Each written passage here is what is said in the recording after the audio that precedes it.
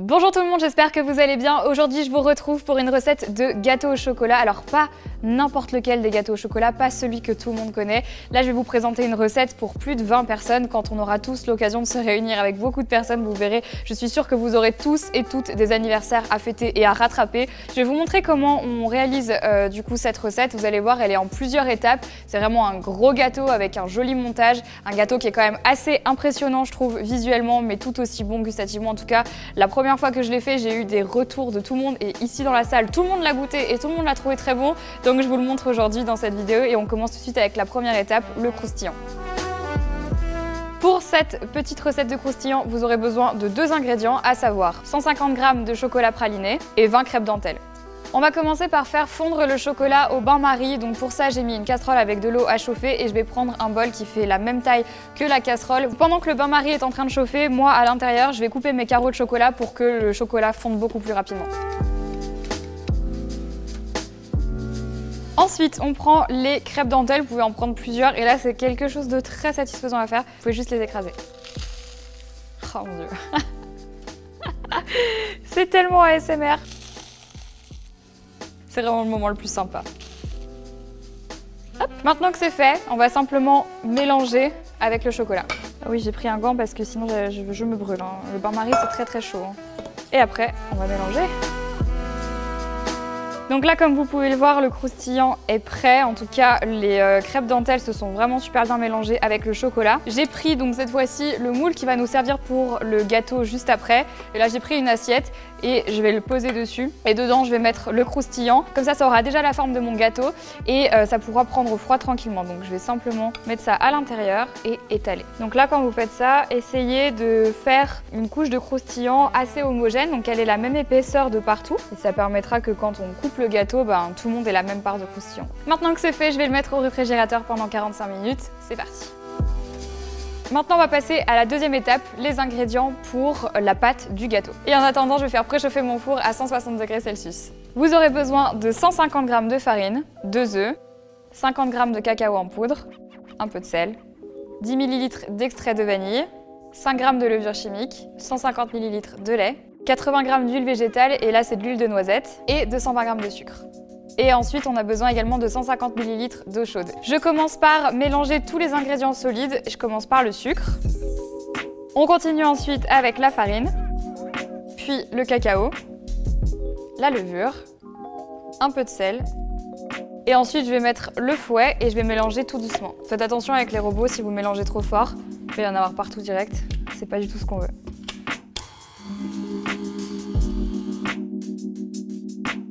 Maintenant que les ingrédients secs ont été mélangés, on va pouvoir ajouter les ingrédients liquides, à savoir l'huile de noisette. Ensuite, je vais rajouter l'extrait de vanille, le lait. On va rajouter ensuite les œufs. Et l'eau chaude. Et c'est parti, on mélange.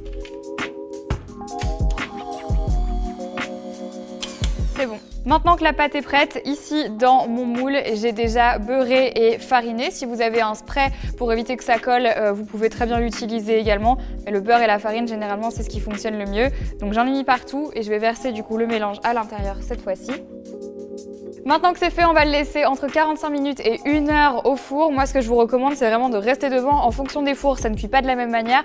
En fonction de la hauteur de votre moule, ça ne va pas cuire de la même manière non plus. Je vous mettrai dans la barre d'infos la taille de mon moule pour que vous arriviez à peu près à vous situer. Il faut quand même prendre en compte qu'il y a quand même beaucoup de pâte. Normalement, le gâteau va bien monter, donc il vous faut quand même un moule assez haut. C'est pour ça que je vous recommande entre 45 minutes et 1 heure en fonction de votre four. Restez devant. Et là, c'est parti. On va partir maintenant sur la ganache qu'on va mettre à l'intérieur de notre gâteau et qui va servir de liant entre les différentes couches du gâteau. Donc pour cette ganache, vous aurez besoin de 250 g de crème liquide qu'on va monter, 70 g de crème qu'on laisse à part, 160 g de chocolat noir, 60 g de sucre et 3 jaunes d'œufs. Donc ici, j'ai commencé à faire chauffer un bain-marie dans lequel je vais faire fondre mon chocolat et dans un cul de pull... Et dans un cul de poule avec mon robot pâtissier, je vais monter une chantilly sur le côté. Donc dans mon cul de poule, je vais venir mettre la plus grosse partie de la crème. C'est parti, On va lancer ça. Pour que ça monte un peu plus facilement, vous pouvez ajouter un peu de sucre glace. Moi là, je sais qu'avec le robot, ça va monter, mais si par exemple vous le faites à la main avec du sucre glace, pas beaucoup, hein, c'est parfois plus facile. Ici, j'ai préparé 2 bains-maries avec 2 casseroles différentes. Pourquoi? Donc ici, dans cette première casserole, je vais venir faire fondre mon chocolat au bain-marie, donc tout doucement, tranquillement. Et dans ce petit bain-marie, je vais mélanger les jaunes d'œufs, la crème et le sucre et je vais bien faire mousser. Et ensuite, je vous montrerai la suite de la recette, mais concrètement, c'est très simple. On va tout mettre dans le chocolat, on va mélanger, puis on va mettre le chocolat dans la chantilly et on aura notre ganache. Voilà. C'est de la chimie en fait. C'est vraiment un cours de chimie, hein, cette cuisine. Cuisine expérimentale. J'ai sorti mes 2 préparations des bains-maries. Faites bien attention avec les œufs à ne pas les chauffer beaucoup trop parce que sinon ils vont finir en omelette, ils vont cuire en fait. Donc c'est important de ne pas trop les faire chauffer. Vous avez vu là, ils ont bien moussé, donc c'est exactement ce que je voulais, c'est parfait. Et ici le chocolat a fondu, donc je vais déjà dans un premier temps transvaser mes œufs à l'intérieur de mon chocolat et directement dans la foulée, je vais mélanger.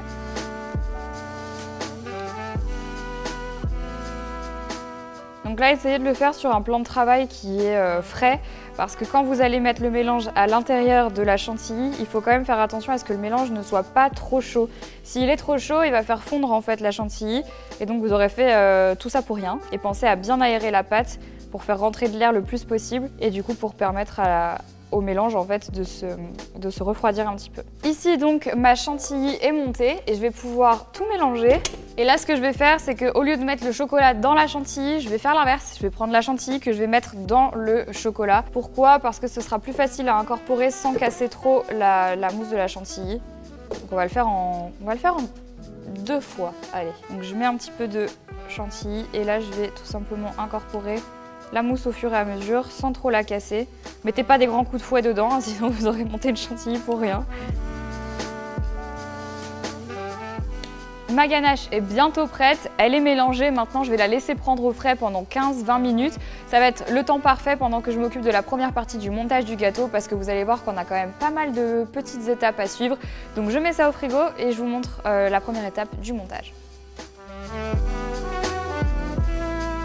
Donc ici on a tous les éléments pour le montage, on a mon croustillant, ici le gâteau et là j'ai pris un cake extender, donc c'est un pied pour mettre les gâteaux. C'est celui que j'utilise depuis super longtemps, vous avez déjà dû le voir sur cette chaîne YouTube, je l'adore. Et ici j'ai un cylindre sans fond qui est réglable, donc je peux choisir la taille qui m'intéresse. Pourquoi? Pour m'aider en fait à faire le montage et à alterner les couches, tout ça pour que ça puisse rester droit, puisqu'ensuite une fois que le montage sera fait, le gâteau va partir au congélateur pendant au moins 2 heures pour qu'il prenne correctement. C'est pour ça que c'est super utile d'avoir ici un cylindre de ce style. Si vous n'en avez pas, c'est pas grave, vous pouvez prendre le moule dans lequel vous avez fait le gâteau en prenant bien conscience que le moule doit être quand même assez haut pour supporter plusieurs couches de gâteau et plusieurs couches de ganache. Donc très simple, je vais déjà démouler mon gâteau et je vais le couper en 3 parties. Et avant de faire ça, je vais prendre ici le cylindre et je vais l'adapter à la taille de mon croustillant.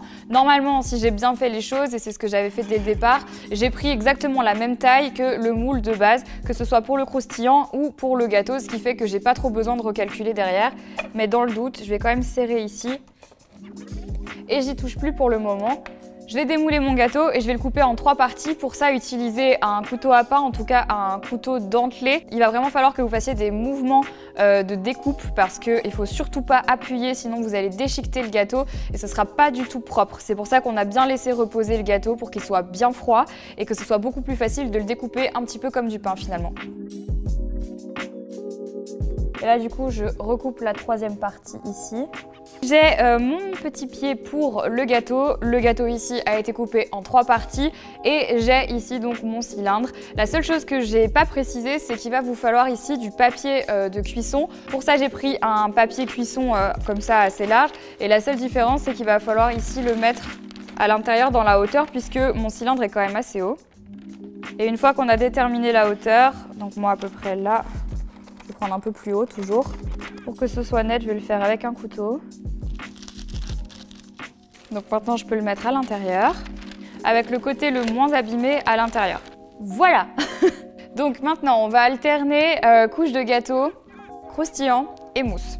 Donc là, j'ai mis une couche de gâteau, je vais faire une couche de ganache avec la louche et ensuite, je viendrai mettre le croustillant.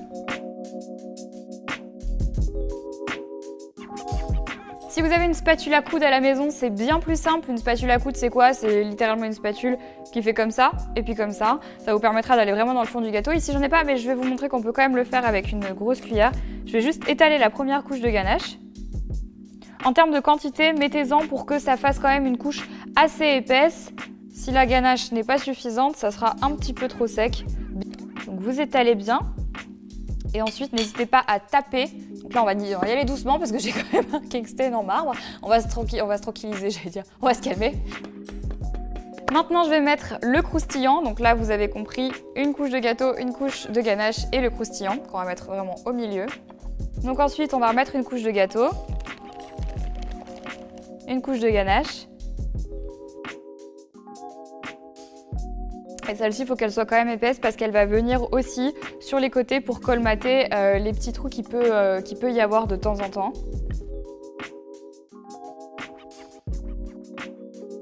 Et donc maintenant, je vais mettre la dernière couche de gâteau, la plus volumineuse, en tout cas celle qui a le plus de relief, celle qui a le dôme en fait finalement. Et là, on va appuyer un petit peu. N'hésitez pas à appuyer suffisamment pour qu'on voit un peu de ganache sur les côtés. Ça veut dire qu'elle est bien remontée sur le gâteau et qu'il n'y a pas d'air. Ça, c'est vraiment une bonne chose. Et bah écoutez, ça y est, on a bientôt terminé. Donc maintenant que le montage est fini, le gâteau va partir pendant au moins 2 heures au congélateur. Donc faites de la place, enlevez les tiroirs, mettez votre gâteau à l'intérieur et c'est parti, on se retrouve dans 2 heures.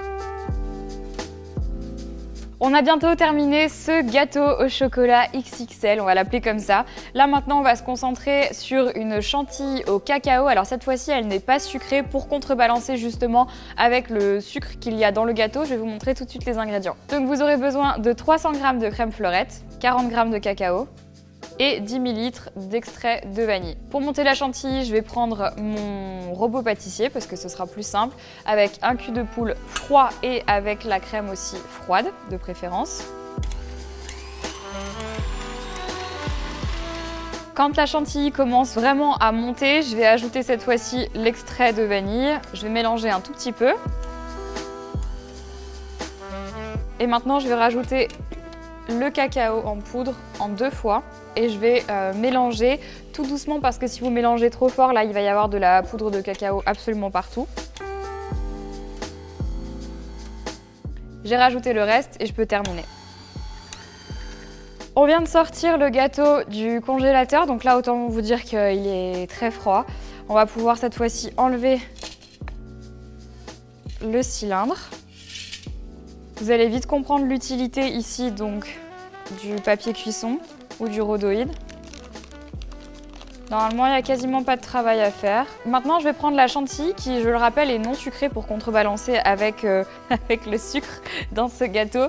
Je vais prendre une grande spatule. Vous pouvez en prendre une plus petite si vous voulez. Et je vais venir faire le tour en ne faisant pas quelque chose de très net pour donner un effet nude cake. Si vous me suivez depuis longtemps, vous savez que c'est mes gâteaux préférés. Je trouve que visuellement, c'est ceux qui font les plus modernes. C'est ceux qui allient moderne et tradition et j'aime beaucoup ce type de gâteau.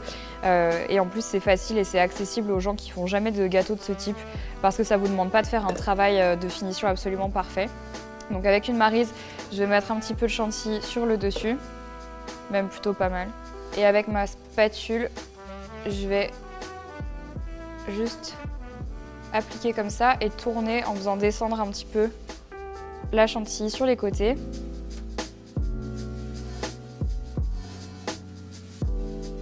Ça, cette technique, c'est plutôt pratique parce que ça donne un côté un peu edgy au gâteau.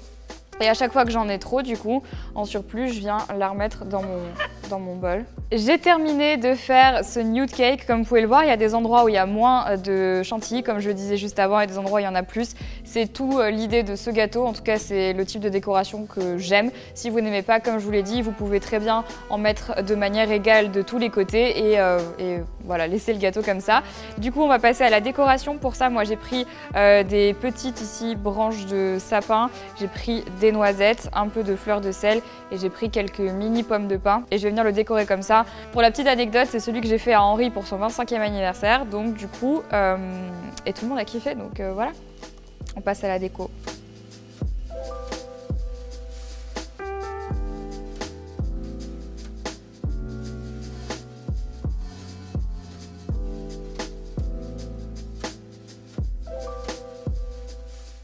suis désolée, ça peut durer 2 heures.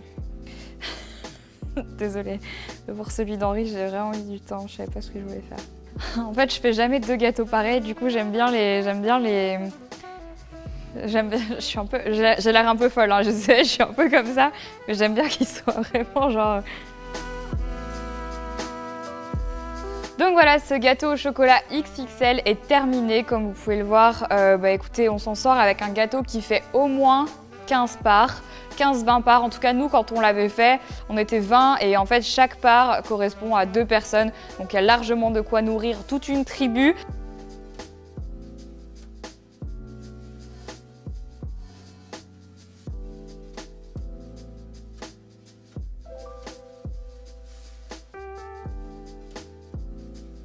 J'espère que ça vous a plu. Si jamais vous reproduisez cette recette, n'oubliez pas de nous taguer sur les réseaux sociaux avec le hashtag EnjoyPhoenixCooking. Et juste ici, je vous mets la photo de la semaine. Bravo à toi. Si vous aussi, vous avez envie d'être dans une prochaine vidéo, je vous invite à refaire une de nos recettes, nous taguer sur les réseaux sociaux et vous serez peut-être dans la prochaine vidéo. N'oubliez pas de vous abonner en cliquant juste ici et n'oubliez pas d'aller voir nos 2 dernières recettes en cliquant là et en cliquant là. Je vous fais plein de gros bisous et je vous dis à très bientôt pour une prochaine vidéo. Bye bye.